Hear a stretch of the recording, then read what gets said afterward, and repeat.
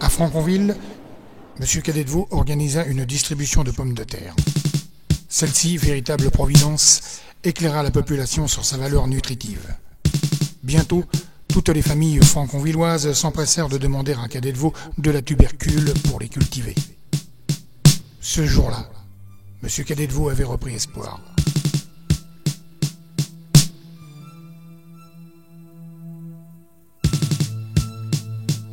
Paris, 21 janvier 1793, 10 heures. Le roi est descendu de la voiture du maire qui l'a conduit du Temple à la place de la Révolution. Les boutiques sont fermées. Paris est silencieux et glacé. Un bataillon de fédérés marseillais sépare la foule de l'échafaud. Son secrétaire note ses dernières paroles. « Je suis innocent. Je pardonne à mes ennemis. » La tête du roi est séparée de son corps. L'un des bourreaux la montre à la troupe. Un seul cri perce le matin froid. Vive la République. La France a osé.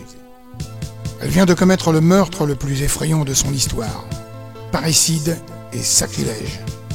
Le roi n'est-il pas un père qui tient son pouvoir de Dieu? Quel poids a cette lame? Des soldats sautent de selle et vont tremper leur épée dans le sang royal. Superstition, défi, conjuration d'un mauvais sort. Ces murs ont des oreilles. Elles ont entendu toute la Révolution.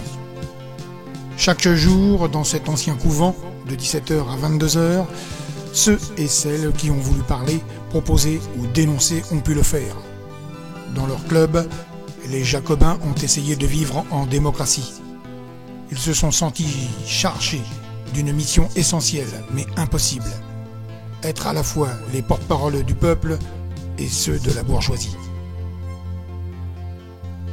Jacobins et sans-culottes réclament une justice efficace et donc plus rapide. Le tribunal révolutionnaire de Paris, créé en mars, donne l'exemple. Mais tous les tribunaux fonctionneront de la même façon.